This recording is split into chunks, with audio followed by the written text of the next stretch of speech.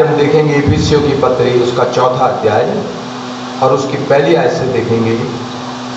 इसका हम शीर्षक देंगे एक ही विश्वास एक ही प्रभु। इसमें लिखा है, सो मैं जो प्रभु में बंधुआ हूँ तुमसे विनती करता हूँ, जिस बुलाहट से तुम बुलाए गए थे उसके योग्य चाल चलो।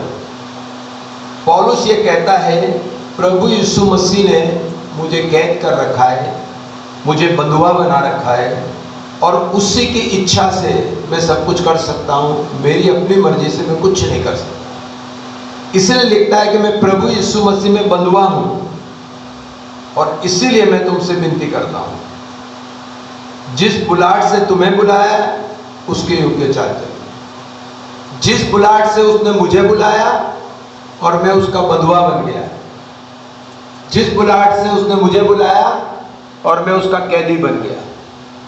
अगर ऐसा है तो वो तुम्हें जिस बुलाहट से बुलाता है उसके योग्य तुम भी चाल चलो। यदि तुम्हें सुसमाचार सुनाने के लिए बुलाता है तो उसके अनुसार चलो। यदि तुम्हें सेवा करने के लिए बुलाता है तो उसके अनुसार चलो। जिस किसी काम के लिए आपको नियुक्त करता है पूरी ईमानदारी से उस काम को करो, लेकिन प्रभु यीशु मसीह पर के विश्वास को मत छोड़ो।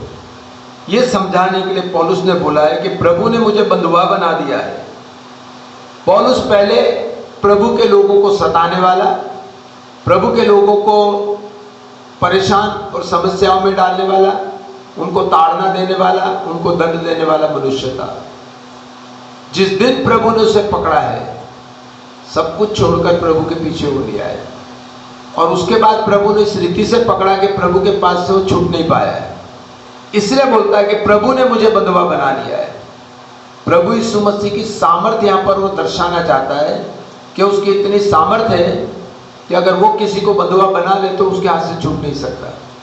और ऐसा एक व्यक्ति जो कि प्रभु के लोगों को सताने वाला, जो कि अपनी जाति में प्रसिद्ध व्यक्ति है और एक अच्छा शक्तिशाली व्यक्ति है, वो प्रभु में जब बंधुआ हो गया है तो उसका अपनी शक्ति पूरी खत्म हो गई है। और इसलिए बोलता है कि मुझे प्रभु ने बंधुआ बनाया है, तो मैंने प्रभु में बंधुआ होने के बाद क्या किया है। आपको यदि प्रभु यीशु मसीह बुलाना चाहता है, अपनी बुलाहट से तुम्हें बुला रहा है वो, तो जैसा वो चाहता है उसके योग्य आप भी चाल चलो। अर्थात सारी दीनता और नम्रता सहित और धीरज धरकर प्रेम से एक दूसरे की सह लो। बोले आप नम्रता के साथ, दीनता के साथ और धीरज धरकर प्रेम से एक दूसरे की सह लो। जब आपको परमेश्वर बुलाता है और बुलाहट के बाद आपको इस्तेमाल करता है तो सबसे प्रथम आपको बनना है दीन और नम्र। पौलुस ये बताना चाहता है कि जब तक आप दीन और नम्र नहीं बनेंगे तब तक प्रभु यीशु मसीह आपके जीवन में कार्य नहीं करेगा। जब तक आप दीन और नम्र नहीं बनेंगे, प्रभु यीशु मसीह आपके द्वारा सुसमाचार प्रचार नहीं करवाएगा। आप कठोर बनकर प्रचार नहीं कर सकते, क्रोध करके प्रचार नहीं कर सकते। इसलिए लिखता है सबसे प्रथम आपको दीन और नम्र बनना है। और पौलुस ने अपने जीवन में ये सीखा था, पौलुस ने अपने जीवन में ये आजमाया हुआ था और इसीलिए बोलता है कि दीन और नम्र बनो और धीरज धरकर प्रेम से एक दूसरे की सह लो। हर एक काम के लिए आप धीरज धरो, आपके सुसमाचार के लिए भी धीरज धरो और प्रेम से एक दूसरे की सह लो। हो सकता है आपके सुसमाचार की कोई अवहेलना करे, हो सकता है आपके सुसमाचार कोई बुरा भला कहे, लेकिन आपको केवल एक ही बात ध्यान रखनी है कि आपको धीरज धरना है और प्रेम से जो व्यक्ति जिस रीति से आपसे व्यवहार करता है और बातचीत करता है, आपका अनादर करता है, आपका आदर करता है, उन सब बातों को सहना सीखोगे। तो पौलुस बोलता है, पौलुस एक अच्छे प्रचारक की निशानी बता रहा है। पौलुस एक सही प्रचारक का आदर्श बता रहा है कि एक सही रीति से सुसमाचार प्रचार करने का अगर आपने कार्य किया है तो आपको इन बातों का ध्यान देना पड़ेगा। सबसे प्रथम तो आपको इस बात को याद रखना पड़ेगा कि आपको किसने बुलाया है। उसके बाद आपको जब बुलाया है तो जैसा वो चाहता है उसके अनुसार आपको चलना पड़ेगा और उसके योग्य अगर आपको चाल चलनी है तो आपको दीन और नम्र बनना पड़ेगा, धीरज धरना पड़ेगा और प्रेम से एक दूसरे की सहना पड़ेगा। ये कहना चाहता है पौलुस। और मेल के बंध में आत्मा की एकता रखने का यत्न करो, मेल के बंधन में रहो। और आत्मा की एकता रखो, उसी का यत्न करो। ये क्यों लिखा है पौलुस ने? पौलुस से बताना चाहता है परमेश्वर का आत्मा एक ही आत्मा है। वही अकेला एक ऐसा आत्मा है जो आपको सामर्थ्य दे सकता है, जो आपको समझ दे सकता है, जो आपको शक्ति दे सकता है, जो आपको बुद्धि दे सकता है, जो आपको ज्ञान दे सकता है। एक ही ऐसा आत्मा है जो आपके जीवन की रक्षा कर सकता है। एक ही ऐसा आत्मा है जो आपके जीवन को सही रीति से चला सकता है। तो इसलिए लिखता है मेल मिलाप के बंधन में रहो। यानी जहां कहीं भी आप सुसमाचार प्रचार करते हैं, जहां कहीं भी आप जाते हैं, वहां पर मेल मिलाप रखो। और उसके अलावा इस मेल मिलाप के साथ आपके आत्मा, जो परमेश्वर ने आपको आत्मा दिया है, उसकी एकता रखने का प्रयत्न करो। आत्मा की एकता अर्थात पौलुस ये समझाना चाहता है जिस किसी को आप सुसमाचार सुनाते हैं और वो इस सुसमाचार को ग्रहण करता है तो उसको भी परमेश्वर अपना आत्मा देता है। तो वो आत्मा और आपका आत्मा एक होना चाहिए। इसका अर्थ यह हुआ कि पौलुस ये बताना चाहता है यदि सामने वाला व्यक्ति को परमेश्वर ने आत्मा दिया है और इस वचन को समझ लिया है, इस वचन को ग्रहण किया है, तो उसको छोटा मत समझो, उसको आपसे कम मत समझो, क्योंकि जिस आत्मा को आपको दिया है वही आत्मा उसको भी दिया है। तो इस आत्मा की एकता रखो, यानी आप मिलजुल के रहो, मेल मिलाप से रहो। और उसको जो आत्मा दिया है उस आत्मा ने उसे भी ज्ञान दिया है, वही आत्मा उसे भी सिखाएगा, वही आत्मा उसको विश्वास दिलाएगा, वही आत्मा प्रभु यीशु मसीह के नजदीकी में लेकर के आएगा। इस बात को स्मरण करके आप उस आत्मा का सम्मान करो, ये बताना चाहता है पौलुस। इसलिए लिखा है आत्मा की एकता रखने का प्रयत्न करो। क्यों? क्योंकि एक ही देह है। प्रभु यीशु मसीह की केवल एक ऐसी देह है जो मनुष्य जाति के लिए बलिदान हुई है।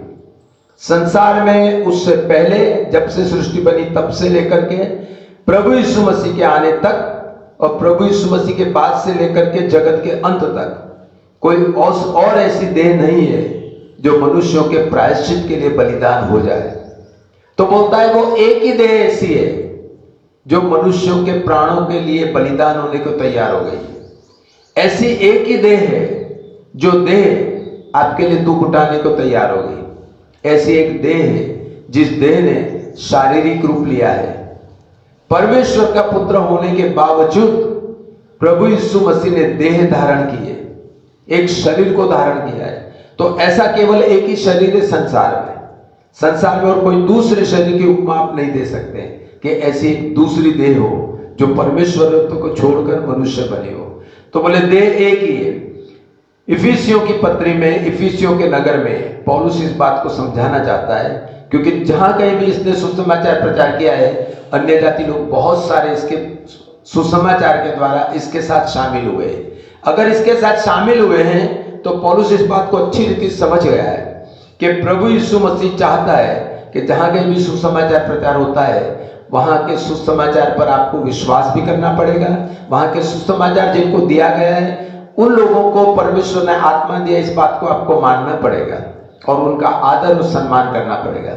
यानी जो लोगों के बीच में आप प्रचार करते हैं उनका आदर और सम्मान भी आपकी नजरों में होना चाहिए। उनको तुच्छ नहीं समझना है, उनको नए विश्वासी होने के कारण निर्बल नहीं समझना है, क्योंकि पौलुस साफ शब्दों में कहता है जो विश्वास में निर्बल है उसको अपनी संगति में ले लो, उसको अपने साथ मिला लो। उनके विश्वास को मजबूत करने के लिए, उस पर उनको उलाहना देने के लिए नहीं, उस विश्वास में उनकी कमजोरी को प्रकट करने के लिए नहीं, बल्कि उस विश्वास को बढ़ाने के लिए अपने साथ उनको ले लो। तो पौलुस इस बात को साफ शब्दों में समझाना चाहता है कि प्रभु यीशु मसीह के साथ अगर आपके आत्मा मिला है तो जिनके साथ आप प्रभु यीशु मसीह का सुसमाचार बांट रहे हैं उनके साथ आत्मा की एकता रखने का प्रयत्न करो, क्योंकि प्रभु यीशु मसीह केवल एक ऐसी देह है, एक ही देह ऐसी दी गई है जिस देह के अलावा कोई दूसरी देह नहीं है।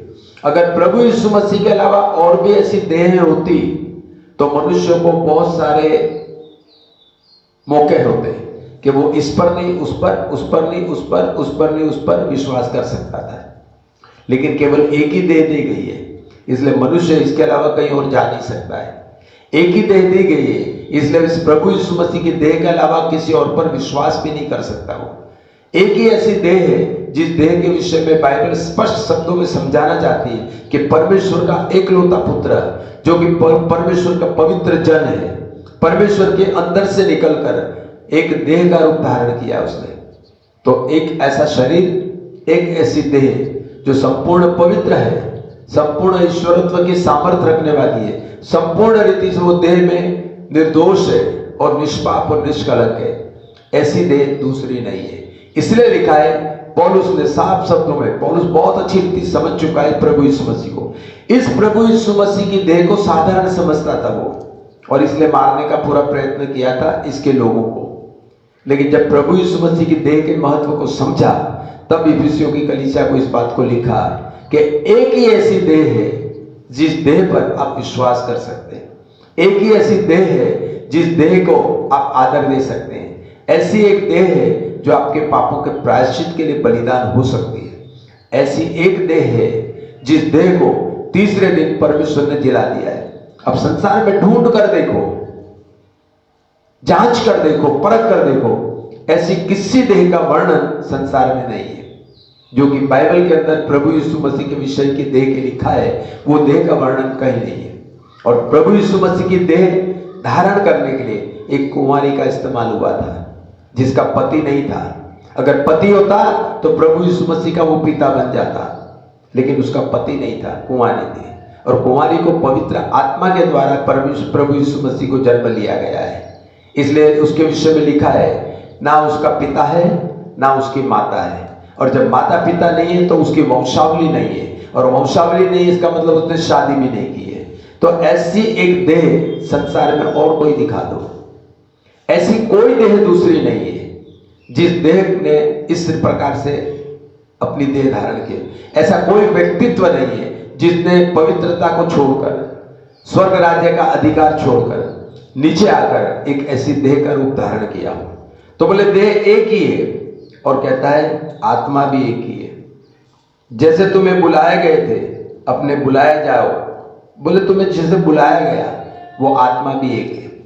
प्रभु यीशु मसीह की देह एक है, तो परमेश्वर का पवित्र आत्मा भी एक ही है। एक होने के कारण मनुष्य भटक नहीं सकता है, अनेक होगा तो मनुष्य भटकता रहेगा। एक है तो या तो विश्वास करेगा या नहीं करेगा, या तो मानेगा या नहीं मानेगा, या तो उसको पहचानेगा या नहीं पहचानेगा। तो एक देह का महत्व यही है। परमेश्वर ने जो योजना बनाई, उस योजना में अपरंपार बुद्धि भरी हुई है, उसकी योजना में अपरंपार दया और करुणा भरी हुई है। उसने केवल एक ही व्यक्ति को हमारे सामने खड़ा किया है, एक ही ऐसी देह हमारे सामने खड़ी की है। या तो विश्वास करो या नहीं करो, या तो उसको मानो या नहीं मानो, या तो उसको विश्वास योग्यता में रहोगे तो धर्मी ठहरोगे, नहीं तो अधर्मी ठहरोगे। बस ये कहना चाहता है। तो पौलुस इन बातों में ये साफ शब्दों में समझाना चाहता है।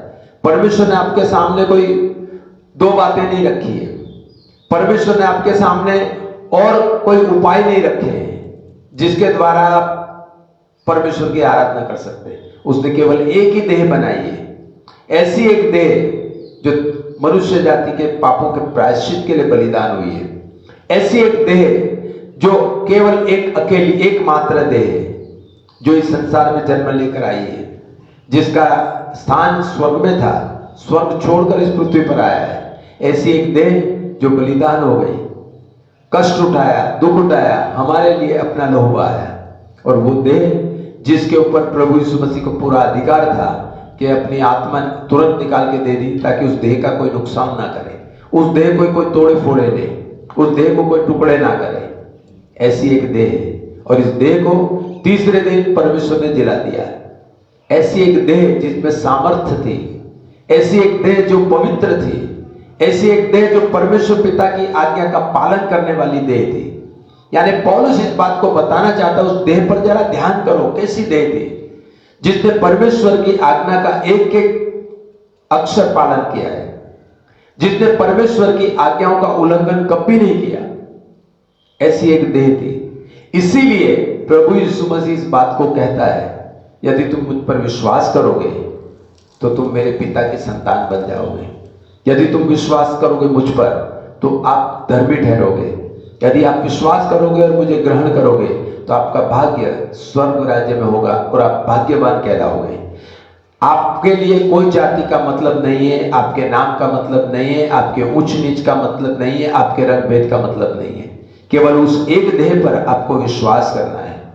ऐसी एक देह जो परमेश्वर ने ठहराई है, उसे पौलुस को बहुत अच्छी रीति समझ चुका था और उस देह को हमें समझाने के लिए उसने लिखा है कि केवल एक देह दी गई है, यानी हमारे सामने और कोई भी उपाय नहीं है उसके अलावा विश्वास करने का, उसके अलावा किसी और को पहचानने का, उसके अलावा किसी और को समझने के लिए, उसके अलावा किसी और को पहचानने के लिए हमें कोई मौका नहीं है, कोई वो नहीं दी गई हमको कि हम किसी और को पहचानने का प्रयत्न करें। कोई भी ऐसा अवसर नहीं दिया गया हमको। हमें केवल एक ही बात दी गई है, उसी देह पर विश्वास करो जो मैंने बनाई है और वो एक है। पौलुस साफ शब्दों में बताना चाहता है एक ही देह है और उस देह के अलावा कोई और नहीं है। उस देह को यदि आप पहचान जाते हैं, यदि उसको आप जान जाते हैं, तो वास्तव में आप प्रभु यीशु मसीह में विश्वास योग्य बन सकते हैं। उस देह पर आप भरोसा रखते हैं तो वास्तव में आप प्रभु यीशु मसीह के वचनों को ग्रहण कर लेंगे। वो देह सच्चाई को बताने वाली है, वो देह मनुष्यों की भलाई करने वाली देह है, वो देह मनुष्यों को माफ करने वाली देह है, वो देह मनुष्यों को चंगाई देने वाली देह है, वो देह मनुष्यों का उद्धार करने वाली देह है। ऐसी एक देह जिसका वर्णन पौलुस करता है कि अद्भुत देह है, ऐसी देह का आप इनकार कैसे कर सकते हैं? आपको कोई मौका नहीं है, कोई अवसर नहीं, कोई आपको दूसरा उपाय नहीं है कि उसके अलावा किसी और के द्वारा परमेश्वर को पहचान लें। और इसीलिए लिखा है एक ही प्रभु है, एक ही देह है। इसीलिए अब जब सुसमाचार के लिए आपको बुलाया है तो आप सावधान रहना। जब सुसमाचार के लिए आपको बुलाया तो सबसे पहले आप दीन और नम्र बनना, और जब आप दीन और नम्र बनते हैं तो आपको धीरज धरना आ जाएगा, और जब आप धीरज धरेंगे तो एक दूसरे की सहना भी सीख जाएंगे। हो सकता है जिस व्यक्ति को आप समझाते हैं वो पहले ना माने, आपका अनादर करे, आपका बेइज्जती करे। हो सकता है वो आपको बोले या मेरे यहाँ से चले जाओ। धीरज धरो, ध्यान रखो, परमेश्वर पर आशा रखो, वो आपका इस काम को एक दिन सफल करेगा। लेकिन आपको दीनता, नम्रता और धीरज धर के सुसमाचार का प्रचार करना होगा। ये काम प्रभु यीशु मसीह ने किया था, यही काम पौलुस ने किया है। इसलिए पौलुस ने अपने अनुभव को यहां पर लिखा है। ऐसा एक व्यक्ति, आप सोचो थोड़ी देर के लिए, ऐसा एक व्यक्ति जो शक्तिशाली है, किसी से डरता नहीं है, किसी का भय नहीं है उसमें, कोई राजाओं का नहीं, हाकिमों का नहीं, व्यवस्थापकों का नहीं, शास्त्री फरीसियों का नहीं है, अपनी मन मर्जी से जो चाहे वो कर सकता है। ऐसा एक व्यक्ति मार खाने को तैयार हो गया, कोड़े खाने को तैयार हो गया, पत्थरबाज किया गया, तैयार हो गया, उसको बंद करके बंदीगृह में डाला गया, तैयार हो गया। कितना धीरज धरा होगा सोचो। जिस समय में उसको पकड़ा जा रहा होगा और वो अगर थोड़ी देर के लिए भी आंखें निकाल के सामने वालों को देखेगा तो लोग शाऊल को छोड़ के भाग जाएंगे। जब उसने शुरुआत की थी उससे डर के मारे उसके पास कोई आता नहीं था, उसके सुसमाचार को सुनने के लिए कोई पसंद नहीं करता था, क्योंकि जानते थे ये व्यक्ति हो सकता है हमको गलत तरीके से फंसा कर फिर पकड़ ले। लेकिन जब उनको समझ में आ गया कि पौलुस ने वास्तव में प्रभु यीशु मसीह को संपूर्ण रीति से ग्रहण कर लिया है, पौलुस ने वास्तव में प्रभु यीशु मसीह के पीछे अपने जीवन को अर्पण कर दिया है, तब जाके पौलुस के सुसमाचार उन लोगों ने सुनना शुरू किया। और वो पौलुस है जिसने प्रभु यीशु मसीह के समय से लेकर सुसमाचार आरंभ किया है। प्रभु यीशु मसीह के मरने के बाद इसने अपने सुसमाचार को आरंभ किया है, और यह सुसमाचार जगत के अंत तक बना रहेगा। और इसकी अपनी जो सच्चाइयां इसमें दी है, इसलिए पौलुस बोलता है कि जिसने मुझे देखो और मैं जो करता हूं उसके अनुसार अगर कर भी लिया तो आप प्रभु को पहचान लोगे। इसके अलावा पौलुस के विषय में प्रभु उसके विषय में एक अच्छी गवाही दे रहा है। जिस दिन प्रभु यीशु मसीह जगत का न्याय करने आएगा, बोले वो मेरे सुसमाचार के अनुसार न्याय करेगा। ये रोमियो की पत्र में लिखा है, उसको एक आयत आपको बता दूं ताकि ये आपको समझ में आ जाए कि वास्तविकता है। रोमियो की पत्री और उसका दूसरा अध्याय है शायद, और उसकी 16वीं आयत है। रोमियो की पत्री दूसरा अध्याय 16वीं आयत। जिस दिन परमेश्वर मेरे सुसमाचार के अनुसार प्रभु यीशु मसीह के द्वारा मनुष्यों की गुप्त बातों का न्याय करेगा। जिस दिन परमेश्वर मेरे सुसमाचार के अनुसार, दूसरे अर्थ में जिस दिन परमेश्वर प्रभु यीशु मसीह को न्याय करने के लिए भेजेगा, मेरे सुसमाचार के अनुसार मनुष्यों की गुप्त बातों का न्याय करेगा। यानी जो सुसमाचार मैंने सुना दिया है, यदि मनुष्यों ने उसको ग्रहण कर लिया है, उसके ऊपर विश्वास कर लिया, अमल कर लिया है, तो मैं विश्वास के साथ कहता हूं कि उसी सुसमाचार के द्वारा प्रभु लोगों से बात करेगा और पूछेगा कि आपने पौलुस के सुसमाचार को सुना था? क्या आपने प्रभु के दास, प्रभु के एक अच्छा सेवक जिसने लोगों की सेवा की है, ऐसे एक व्यक्ति के सुसमाचार पर भरोसा किया था? क्या उसको आपने पढ़ा था? क्या आपने उससे सुना था? अगर सुना है और आपने उसको माना है, तो आपको मैं स्वर्ग राज्य में प्रवेश करने का अधिकार दूंगा। ये प्रभु यीशु मसीह बोलेगा। और इसीलिए पौलुस बोलता है, जो मेरी पत्रियों को नहीं पढ़ता है, वो व्यक्ति वास्तव में अभागा व्यक्ति है। वो व्यक्ति परमेश्वर के राज्य में प्रवेश कर नहीं पाएगा। ये पौलुस का एक बयान है, एक दावा है उसका। तो ऐसा एक व्यक्ति पौलुस, जिसने प्रभु यीशु मसीह को सही रीति समझ लिया, वो इफिसियों की पत्री 4 अध्याय के हमने केवल 2-3 आयतों को देखा है, 2 आयतों को देखा है। अब कल के जो अध्ययन हम करेंगे उसमें तीसरी आयत से देखेंगे कि पौलुस ने प्रभु यीशु मसीह को कहां तक पहचाना, कितनी गंभीरता के साथ उसको समझा है। और इसीलिए लिखा है, प्रभु यीशु मसीह एक गंभीर रहस्य है। प्रभु यीशु मसीह कोई साधारण वस्तु नहीं है, कोई साधारण मनुष्य नहीं है। उसकी देह में एक बहुत बड़ी गंभीरता पर भरी हुई है। उसकी देह में एक बहुत बड़ा रहस्य भरा हुआ है, और इस रहस्य को पौलुस हम लोगों को समझाना चाहता है। आज के अध्ययन के लिए धन्यवाद। मैं अपने मित्रों से निवेदन करूंगा कि पौलुस की इन बातों को ध्यान से सुने, ध्यान से समझें, और अगर वो समझते हैं और उनको लगता है कि ये वास्तविकता है जो पौलुस ने बताई है, पौलुस ने अपने वचन में लिखी है, तो लोगों को भी बताने का प्रयत्न करें। क्योंकि हम चाहते हैं कि जितने लोग प्रभु को समझे, हर एक व्यक्ति स्वर्ग राज्य में प्रवेश करे। उसका एक बहुत सरल उदाहरण है। प्रभु यीशु मसीह क्या बोलता है? मैंने सुसमाचार की सच्चाई बुद्धिमानों को नहीं, विद्वानों को नहीं, और बड़े बड़े स्कॉलरों को और बड़े बड़े शास्त्री फरीसियों को नहीं दी, मैंने बालकों को दी है। बालकों का अर्थ ये नहीं है कि जो बच्चे उनको, बालकों का अर्थ ये है ऐसे व्यक्ति को जो उस सुसमाचार को सुनकर अकेला स्वर्ग में न जाए, बल्कि दूसरों को भी बताए कि आप भी स्वर्ग में प्रवेश कर सकते हैं हमारे साथ। और ये पौलुस की एक खूबी रही है। क्या बोलता है? जिस दिन प्रभु यीशु मसीह न्याय करेगा, मैं उन आत्माओं को देखूंगा जिन्होंने मेरे सुसमाचार के द्वारा परिवर्तन पाया है। उस दिन मुझे प्रतिफल देखने को मिलेगा कि इतनी आत्माएं सुसमाचार के द्वारा बदली है। ये प्रभु बदलता है, परमेश्वर बदलता है। हमारा सुसमाचार किसी को भी बदल नहीं सकता है। हमारा सुसमाचार किसी को परिवर्तन नहीं कर सकता है। किसी के मन में कोई बोध नहीं डाल सकता है। प्रभु यीशु मसीह के वचन को अगर आपने ग्रहण किया, तो उसका आत्मा आपके जीवन में प्रवेश करेगा, और वो आत्मा आपके जीवन को बदल सकता है। वो आत्मा आपको विश्वास योग्य बना सकता है, और वो आत्मा आपको स्वर्ग राज्य के अधिकारी बना सकता है। आज के अध्ययन के लिए धन्यवाद। हम प्रार्थना करेंगे। प्रेमी दयालु अनुग्रहकारी प्रभु, धन्यवाद मानते हैं आपका। आपने फिर एक अवसर दिया, जीवितों के बीच में रखा। हमारे उन लोगों के लिए जो आपके वचन को सुनते हैं, उनको समझ बुद्धि का आत्मा देना, ताकि इस वचन की गहराई को समझ सके, और साथ ही साथ और कईयों को बता सके कि वास्तव में वचन में क्या सच्चाई है। पौलुस के द्वारा जो वचन हम सुनते हैं, समझते हैं, प्रभु वास्तव में पौलुस को अपना एक मुखिया बनाया, और उसने अपने आदर्श को हमारे बीच में रखा और बताया कि वास्तव में मसीहत क्या होती है। ऐसी मसीहत हमारे लोगों के जीवन में देने के लिए, ऐसी विश्वास योग्यता हमारे लोगों के जीवन में देने के लिए आपसे निवेदन करते हैं।